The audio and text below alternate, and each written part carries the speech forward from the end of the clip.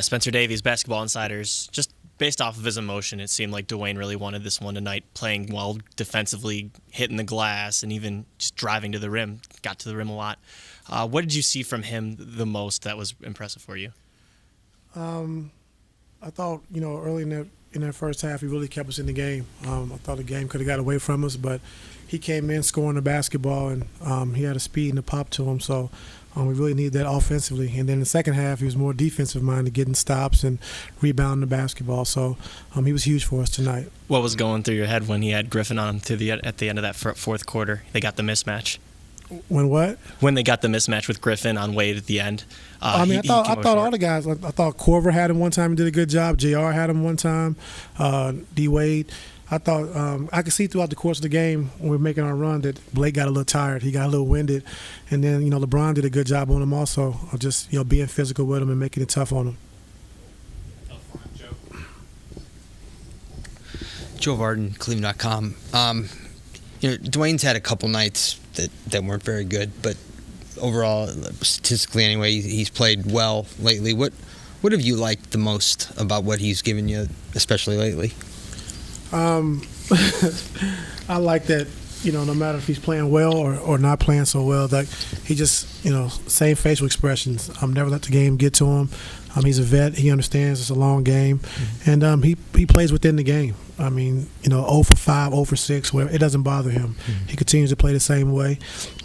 And that's what you need from vets, and future Hall of Famers, guys like that who understand the game, and when it gets tough, don't panic, continue to play the same way. Another vet and future Hall of Famer, LeBron. Statistically, he's having among one of his best offensive seasons so far.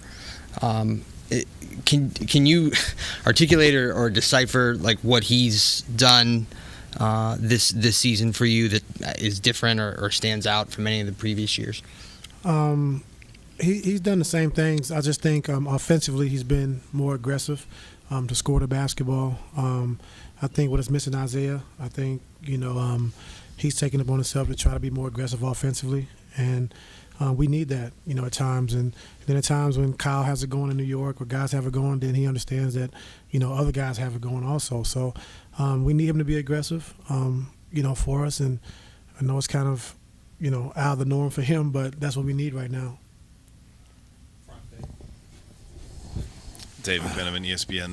The Cavs social media has had some fun with Kyle Korver, calling him Mr. Fourth Korver for what he's done late in games. Tonight didn't have the 19 or 20-point quarter, but he had that 4-point play. He had some rebounds, the outlet pass to LeBron. Some great screens. So just have him on the floor. He just, he caused a lot of confusion. Got Kevin open for an open three by screening his man in, and Kevin popped back and got open shot.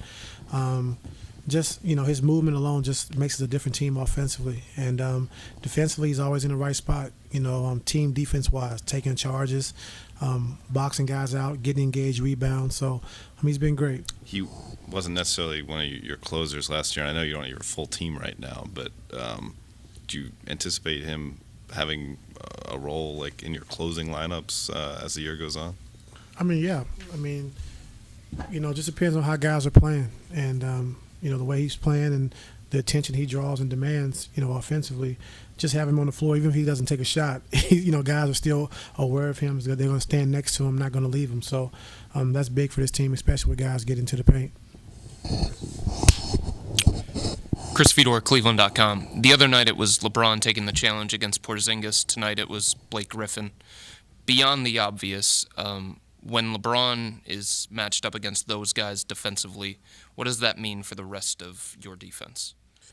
He takes that challenge, and I think at times, when you're so great, you need a great matchup to keep you activated, and guarding Porzingis and guarding Blake tonight, that was big for us. It was big for our team to see that down the stretch that he wants to guard those guys and take that challenge. So. When we're getting stops and he's guarding those guys, we have to get out and run in transition, get easy shots, get easy baskets. So got a little tired, but that's what we needed from him tonight. Jason Lloyd, The Athletic. The first half, the defense looked a lot like it did early on, guys standing around and not a lot of movement. What after halftime, though, it seemed like guys sort of locked in a little bit more. We showed clips, and I mean, it's like, I guess, I don't know if it was a trip or not, but just like we was in quicksand. Like we wasn't fast, we wasn't getting to the guys, getting to the ball. And, I thought in the second half, it was a lot better. I thought we was flying around a little bit, made the multiple effort on the second side, and it made our defense a lot better in that second half. And then also, Doc said before the game, I'm paraphrasing, but he said the vision is always to win a championship, but the players and the coach don't always have the same idea of how to get there, but eventually they will. And it's the coach's job to know when to let them have a moment and when to grab them. Have you heard that from him before? And have you had that moment? Have you had that sort of battle in your mind of when to theoretically, figuratively grab this team and when to let them have their space?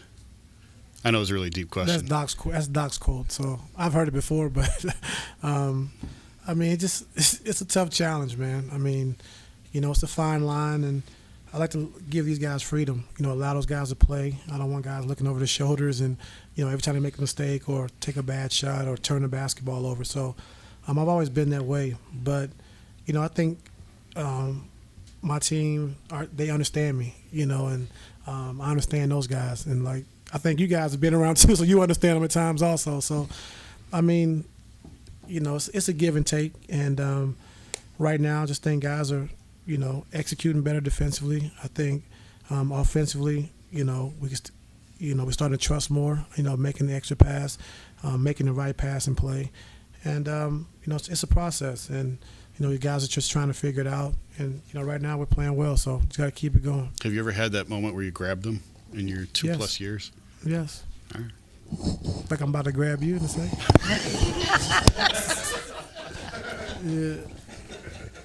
It's a lot to grab. Yeah, I know. Oh, man. Hate when I have to follow that.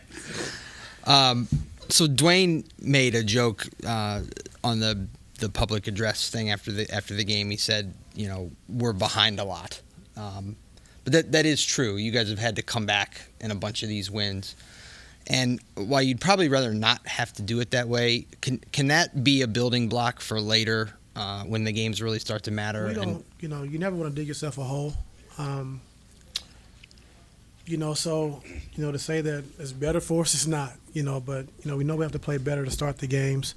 But, the good thing is that, we're continuing to keep fighting. And, getting down early against Houston, got down against Washington, but we continue to keep fighting, and made those games close. So not giving in when you get down 16, 17 points, just, buckling down and showing the fight. And we've done that all year long. But, we don't want to continue to dig ourselves holes because now you got to play harder. Now, you're playing more minutes, it goes into overtime, things like that. So to have the fight, to keep fighting, not give in is great, but we can't keep digging ourselves big holes. This is not exactly game related, but Doc also said he should have taken all those notes you wrote down when you walked out the door. Does he tell you that all the time? Yeah, he gives me compliments. He does, but that's my mentor, and I owe everything to him. I wouldn't be in coaching if it wasn't for Doc, and he saw that in me as a player in 2003, which I didn't know myself.